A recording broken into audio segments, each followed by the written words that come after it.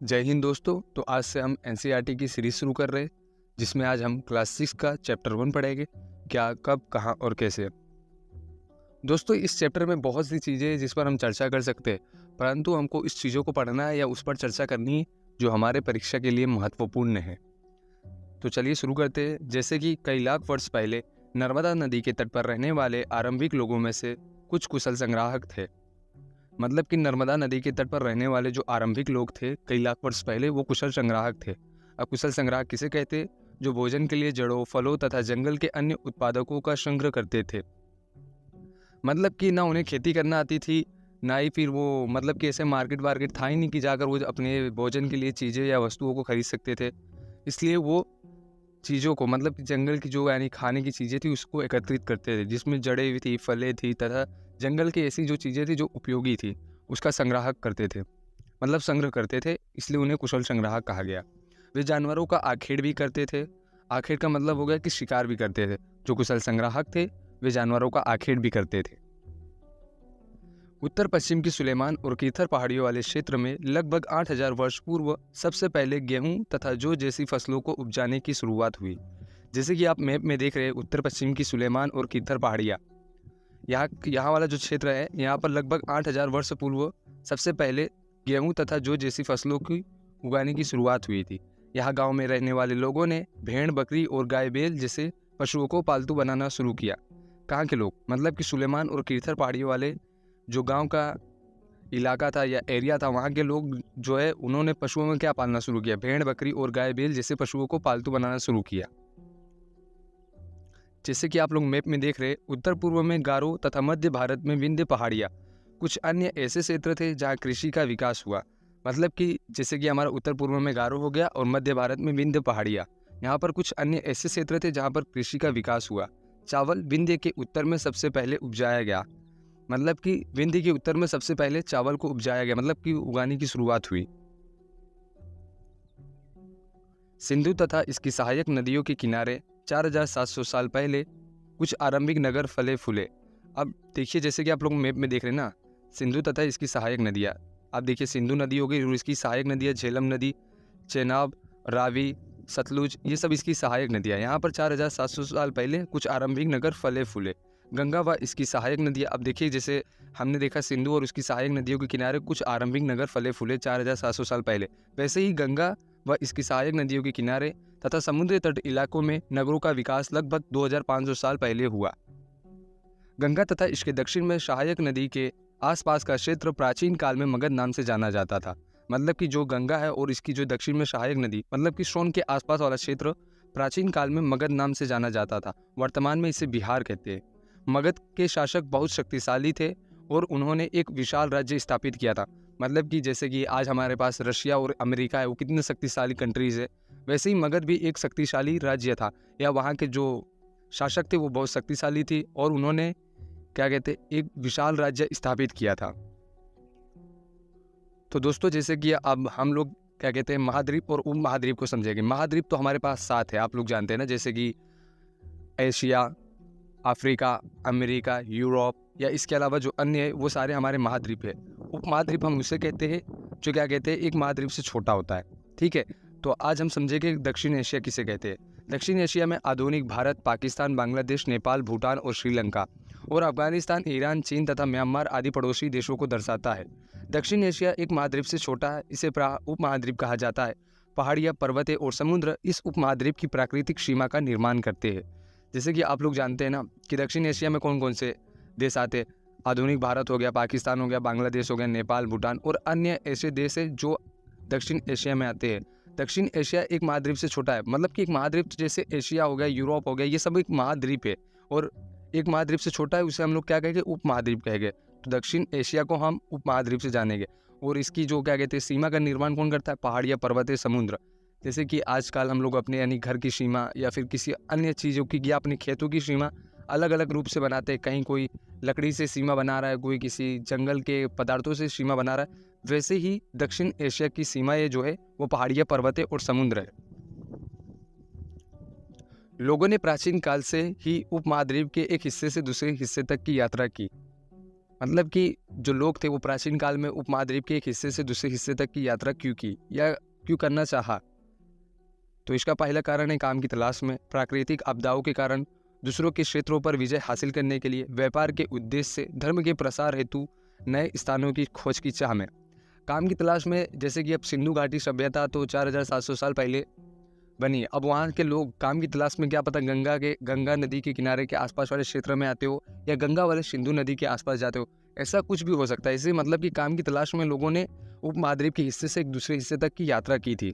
प्राकृतिक आपदाओं के कारण, अब प्राकृतिक आपदाओं के कारण हम इसे समझेंगे जैसे कि आप जिस शहर में रह रहे हैं, अगर वहाँ पर पानी की बाढ़ आ जाए तो आपको वो शहर छोड़ना ही पड़ेगा। वैसे ही प्राकृतिक आपदाओं के कारण लोगों ने एक स्थान को छोड़कर दूसरे स्थान तक की यात्रा की, दूसरे क्षेत्रों पर विजय हासिल करने के लिए। बहुत से कारण ऐसे थे कि लोग यानी उपमहाद्वीप के दूसरे हिस्से से दूसरे हिस्से तक की यात्रा इसलिए करते थे क्योंकि वो दूसरे क्षेत्रों पर विजय हासिल करना चाहते थे या किसी को हराकर उस क्षेत्र पर अपना विजय हासिल करना चाहते थे। इसलिए लोगों ने उपमहाद्वीप के एक हिस्से से दूसरे हिस्से तक की यात्रा की। बहुत से लोग ऐसे थे या बहुत से समाज ऐसा था जो व्यापार के उद्देश्य से एक जगह से दूसरी जगह जाता था। अब जैसे कि चावल विंध्य के उत्तर में उगाया जाता था। अब विंध्य के उत्तर में यानी जिनके पास चावल था वो अपना व्यापार करने के लिए सिंधु या गंगा नदी के आसपास जाते हो, इसलिए उन्होंने यात्रा की थी।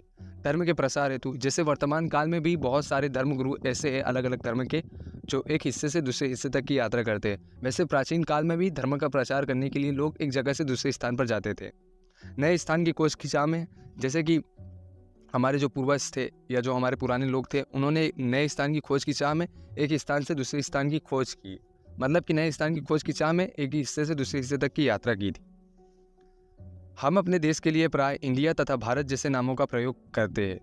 इंडिया शब्द इंडस से निकला है जिसे संस्कृत में सिंधु कहा जाता है। लगभग 2500 साल पहले उत्तर पश्चिम की ओर से आने वाले ईरानियों और यूनानियों ने सिंधु को हिंदोस अथवा इंदोस और इस नदी के पूर्व में स्थित भूमि प्रदेश को इंडिया कहा। आप लोग जानते हैं इंडिया शब्द जो है इंडस से निकला है जिसे संस्कृत में सिंधु कहा जाता है। लगभग 2500 साल पहले वर्ष उत्तर पश्चिम की ओर से आने वाले ईरानियों और यूनानियों ने सिंधु को हिंदोस अथवा इंदोस कहा था। इस नदी के पूर्व में स्थित भूमि प्रदेश को इंडिया कहा। मतलब कि फिर धीरे धीरे इसको इंडिया कहने लगे। पहले तो इसको क्या कहते थे, हिंदोस अथवा इंदोस, जिसका अर्थ होता था सिंधु। भरत नाम का प्रयोग उत्तर पश्चिम में रहने वाले लोगों के एक समूह के लिए किया जाता था। उल्लेख संस्कृत की आरंभिक कृति ऋग्वेद में है।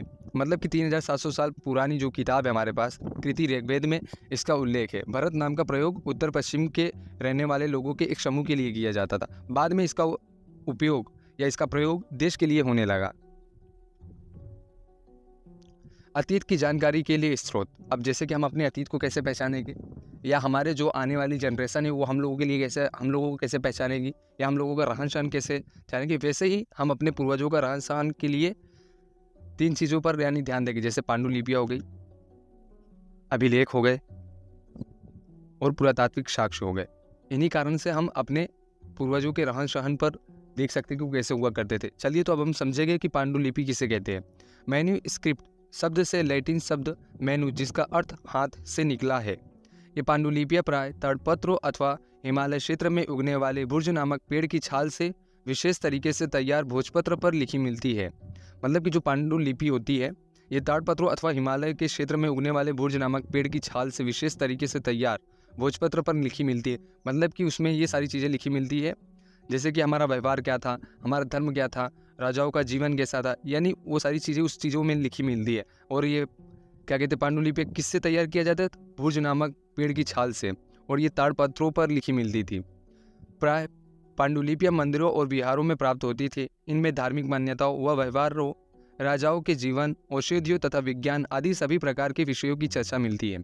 मतलब कि अब पांडुलिपियाँ हमें कहाँ से प्राप्त होगी, पुरानी मंदिरें हो गई और विहारों हो गए, उसमें से हमें प्राप्त होती है। और हम देखते हैं जब पांडुलिपियाँ तो इसमें हमें धार्मिक मान्यताएं व व्यवहारों, राजाओं के जीवन के बारे में और विज्ञान आदि सभी प्रकार के, मतलब कि जो यानी उस ज़माने में लोग उपयोग करते थे उनके बारे में पांडुलिपियों में लिखी गई है।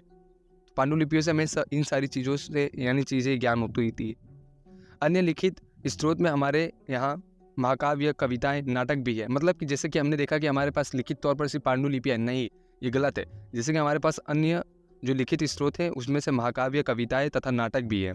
इनमें से कई संस्कृत में है, जबकि अन्य प्राकृतिक और तमिल में है। प्राकृतिक भाषा का प्रयोग आम लोग करते थे, मतलब कि जो अन्य लिखित स्रोत है ना, उसमें हमारे पास जैसे आप लोगों ने सुना महाकाव्य, कविताएं, नाटक थे, और वो किस भाषा में हुआ करती थी? संस्कृत में। जबकि अन्य प्राकृतिक और तमिल में भी थी, और जो प्राकृतिक भाषा थी वो आम लोगों की बोलचाल की भाषा थी, जैसे कि आज हम लोग हिंदी का उपयोग करते हैं। अभिलेख, तो अब हम समझेंगे कि अभिलेख किसे कहते हैं। पत्थर अथवा धातु जैसी अपेक्षाकृत कठोर सतहों पर उत्कीर्ण लेख, मतलब कि अभिलेख उससे कहेंगे जो पत्थर या उसके अलावा जैसी पत्थर जैसी कुछ यानी ऐसी धातु जो यानी मजबूत या कठोर होती हो, उस पर यानी जो लिखी गई हो, उसे हम अभिलेख कहेंगे। इन पर शासकों के आदेश, प्रशंसा, वंशावली, विजयों एवं कार्यों का विवरण मिलता है। मतलब कि हम देखेंगे कि अभिलेख पर हमें शासकों के आदेश, मतलब कि उनके क्या हुक्म हुआ करते थे, या प्रशंसा क्या होती थी, उनकी वचनावली क्या होती थी, और उनके विजय क्या थे, और उनके कार्य क्या था, ये सब हमें अभिलेख से प्राप्त होता है। अफगानिस्तान के कंदगार से प्राप्त लगभग 2250 वर्ष पुरानी अशोक नामक शासक का अभिलेख मिला। मतलब कि जो हमारे अफगानिस्तान के कंदगार, वहाँ से हमें यानी एक चीज़ मिलती है, अभिलेख मिलता है जो 2250 साल पुरानी होती है। अशोक नामक एक शासक था, वो उसका अभिलेख है। इस क्षेत्र में प्रयुक्त होने वाली, मतलब कि जो यानी जो ये अभिलेख हमें प्राप्त हुआ है अफगानिस्तान से, यानी उस पर यानी जो भाषा थी वो यूनानी तथा अरमेइक नामक दो भिन्न भाषा थी। मतलब कि परीक्षा में पूछा जाता है कि अशोक नामक शासक का अभिलेख किस भाषा में है, यूनानी तथा अरमेइक। हम समझेंगे कि पुरातात्विक साक्ष्य अतीत में बनी और प्रयोग में लाई गई वस्तुओं का अध्ययन करने वाला व्यक्ति पुरातात्विक कहलाता है। मतलब कि जो अतीत में बनी और प्रयोग में लाई गई वस्तुओं का अध्ययन करने वाले व्यक्ति को हम पुरातात्विक कहेंगे। पुरातात्विक पत्थर और ईंट से बनी इमारतों का, अवशेषों, चित्रों तथा मूर्तियों का अध्ययन करते हैं। वे औजारों, हथियारों, बर्तनों, आभूषणों तथा सिक्कों की प्राप्ति के लिए छानबीन तथा खुदाई भी करते हैं। पुरातात्विक जानवरों, चिड़ियों तथा मछलियों की हड्डियां ढूंढते हैं। मतलब कि पुरातात्विक होते कौन है और काम क्या करते हैं? ये वो होते हैं जो मतलब कि जो हमारे पूर्वज थे, उन्होंने जो चीज़ें बनाई थी या जिनका प्रयोग किया था, उनका ये अध्ययन करते हैं। मतलब कि पत्थर और ईंट से बनी इमारतों के अवशेषों, चित्रों तथा मूर्तियों का भी अध्ययन करते हैं। मतलब कि ये मूर्तियाँ क्या कहना चाहती है, ये चित्र किस तरीके से बनाया गया, ये चित्र में क्या दर्शाया गया है। और जैसे कि वो औजारों, हथियारों, बर्तनों, आभूषणों, ये सब की छानबीन करते, खुदाई करते, इनको ढूंढने की कोशिश करते हैं कि आम लोगों का जीवन कैसा था। अब जैसे कि बड़े बड़े लोगों का हम लोग जीवन काल आराम से पहचान सकते हैं, लेकिन आम नागरिक का कैसे पहचानेंगे, वही उसके लिए छानबीन करने के लिए और खुदाई करने के लिए हम पुरातात्विक बुलाते हैं। वो जानवरों, चिड़ियों तथा मछलियों की हड्डियां ढूंढते हैं। मतलब कि वो सोचते हैं कि इन लोगों ने किस जानवर को पालतू बनाया था या किस जानवर को भोजन के लायक बनाया था। ये पुरातात्विक काम करते हैं। पुरातत्व की सहायता से हमें शिकारी, मछुआरे, संग्रह कृषक अथवा पशुपालक जैसे आम आदमी के जीवन के जानने में मदद मिलती है। मतलब कि पुरातत्व की सहायता से हमें शिकारी और मछुआरे, संग्राहक, कृषक अथवा पशुपालक जैसे आम आदमी के जीवन को जानने में मदद मिलती है। अब हम आम आदमी के बारे में कैसे जान सकते हैं? अब ऐसा तो है नहीं कि उसके लिए कोई अभिलेख या पांडुलिपि में उसके बारे में लिखा गया हो। उसके लिए तो यही छोटी मोटी चीज़ें हम लोगों को ढूंढने मिलेगी ना, औजार या किस तरीके से उपयोग करता था, या वो किस जगह रहता था, इसी से तो हमको आम नागरिक के बारे में जानकारी मिलेगी। पांडुलिपियाँ अभिलेखों तथा पुरातत्व से ज्ञात जानकारियों के लिए इतिहासकार प्राय स्रोत शब्द का प्रयोग करते हैं। मतलब कि जो पांडुलिपियाँ अभिलेख है और जो पुरातात्विक से यानी जो जानकारियाँ हमें प्राप्त होती है ना, इतिहासकार उसे स्रोत नाम शब्द से प्रयोग करते हैं। तो दोस्तों अब हम समझेंगे कि इतिहास और तिथियाँ। वर्तमान में वर्ष की गणना ईसा धर्म के प्रवर्तक ईसा मसीह के जन्म की तिथि से की जाती है। अंग्रेजी में BC, हिंदी में ईसा पूर्व का तात्पर्य बिफोर क्राइस्ट, ईसा पूर्व होता है। कभी कभी तिथिया से पहले AD, हिंदी में E लिखा होता है, या एनो डोमिनी नामक दो लैटिन शब्दों से बना है तथा इसका तात्पर्य ईसा मसीह के जन्म के वर्ष से है। कभी कभी AD की जगह CE तथा BC की जगह BCE का प्रयोग होता है। CE अक्षरों का प्रयोग कॉमन एरा तथा BCE का बिफोर कॉमन एरा के लिए होता है। कभी कभी अंग्रेजी के BP अक्षरों का प्रयोग होता है, जिसका तात्पर्य बिफोर प्रेजेंट, वर्तमान से पहले का है। तो हमको ये सारी चीज़ें समझना बहुत ज़्यादा ज़रूरी है कि क्या कहते हैं, जो वर्तमान वर्ष की गणना है ये ईसा धर्म के प्रचारक जो थे ईसा मसीह, उनके धर्म के मतलब कि उनके जन्म के बाद होती है। अंग्रेजी में BC तथा हिंदी में ईसा पूर्व का तात्पर्य बिफोर क्राइस्ट होता है। कभी कभी तिथियों से पहले एडी हिंदी में ई लिखा होता है। यह एक मतलब कि एनो डोमिनी नामक दो लैटिन शब्दों से बना है तथा इसका तात्पर्य ईसा मसीह के जन्म के वर्ष के बाद होता है। अब हम देखेंगे कुछ महत्वपूर्ण तिथियां। कृषि का आरंभ 8000 वर्ष पूर्व हुआ। सिंधु सभ्यता के प्रथम नगर 4700 वर्ष पूर्व हुआ।